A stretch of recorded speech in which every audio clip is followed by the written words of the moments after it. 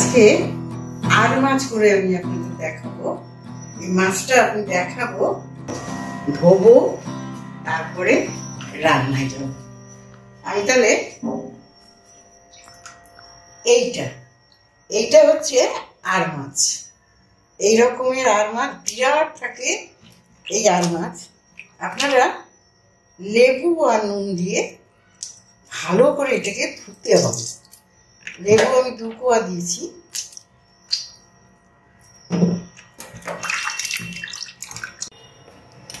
নুন দেব, 1 চামচ নুন দিলাম। মাছটাকে খুব ভালো করে ধুতে হবে।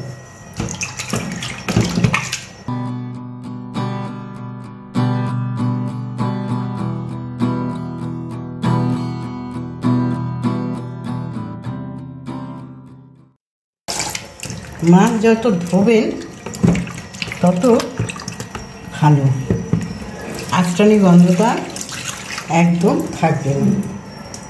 আমি 4-5 বার মাছটা ধুলাম। এটা হচ্ছে আর মাছ। এবারে আমি কি করব এটা সেটা আপনাদের কাছে দেখাচ্ছি।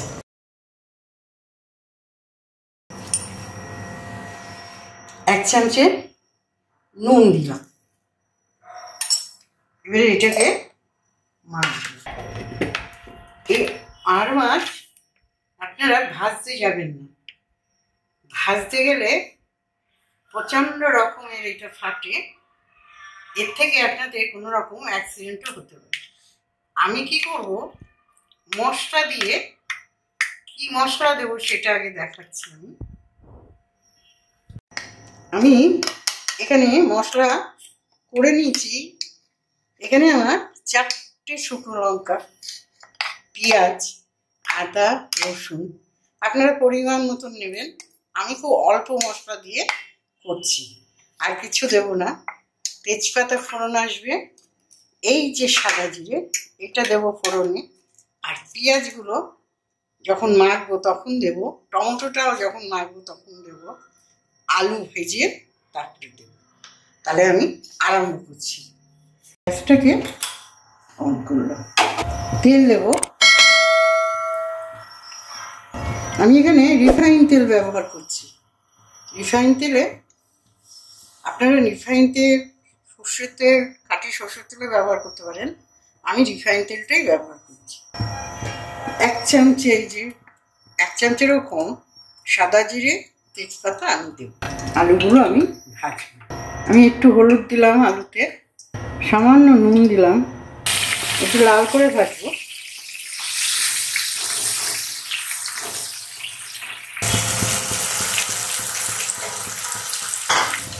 এই যে কাটা পেঁয়াজগুলো রেখেছি এটাও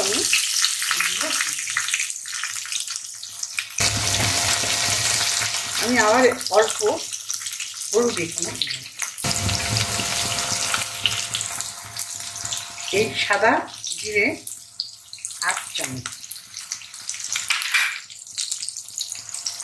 এই যে মশলাটা করেছি, শুকনো লঙ্কা 4টে, 2টো পেঁয়াজ, রসুন, আদা, টমেটো আছে, এটা আমি এখন এখানে দিয়ে দেব।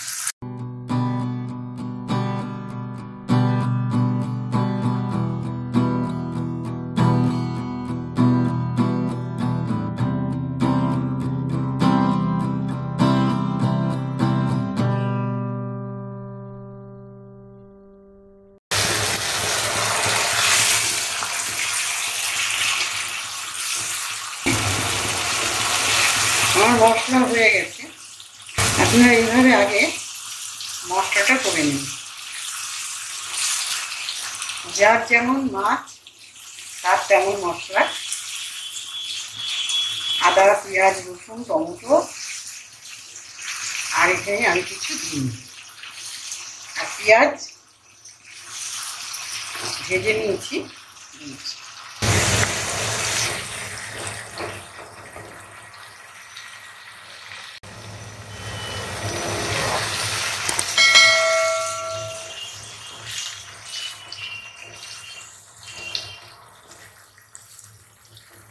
এখানে কিন্তু আলু সিদ্ধ হয়নি, কিন্তু আমি মশলাটা নামিয়ে নিই।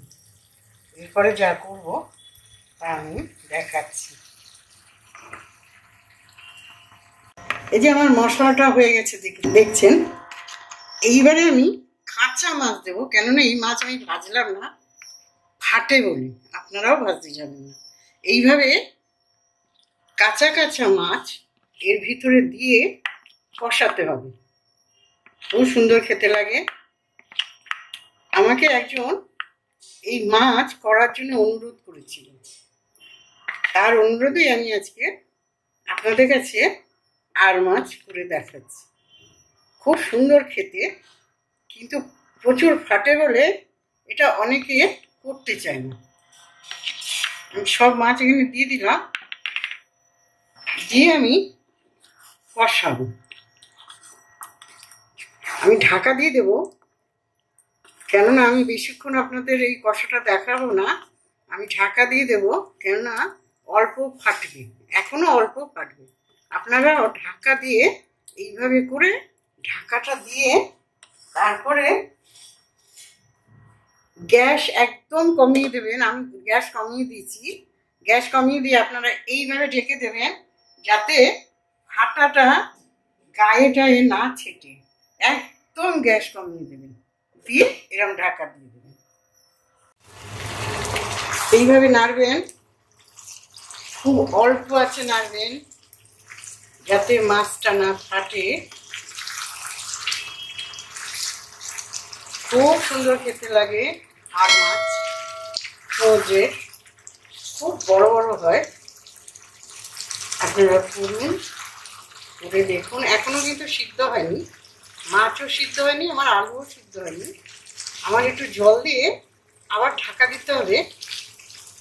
এবার আমি কাচের ঢাকনাটায় ঢাকা দেব, কেননা আমি ভয়ের চোটে কাজটা দিইনি, ফেটেছে, অল্প ফেটেছে, আমি কাজটা দিই। এইবারে আমি কাজটা ঢাকনা ব্যবহার করি। তার আগে আমি এই যে 1 কাপ জল আমি দেবো, কেন এখানে কিছুই সিদ্ধ হয়নি। 5 মিনিট আমার মাছ আলু সিদ্ধ হয়ে যাবে, খুব ভালো লাগে খেতে। ভাত দিয়ে ভীষণ ভালো লাগে, তারপরে পরোটা, রুটি। কেন আমি ঝোল রাখবো না, আপনারা ইচ্ছা করলে এরকম ঝোল রাখতে পারেন, আমি রাখবো না। আমি একদম মাখা মাখা করবো।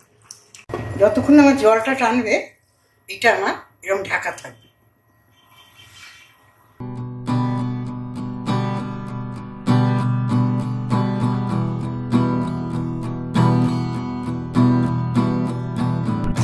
আমার হয়ে গেছে। আমি এখন গরম মশলা দেব, 1/2 চামচ গরম মশলা আমি নামাবার আগে এখানে দিলাম। আপনারা করুন, ভীষণ ভালো লাগবে। ভাত, রুটি, পরোটা সবার সঙ্গে এটা খুব ভালো লাগবে। একদম হয়ে গেছে মাখা মাখা আমার আর মাছের রেসিপি হয়ে গেছে।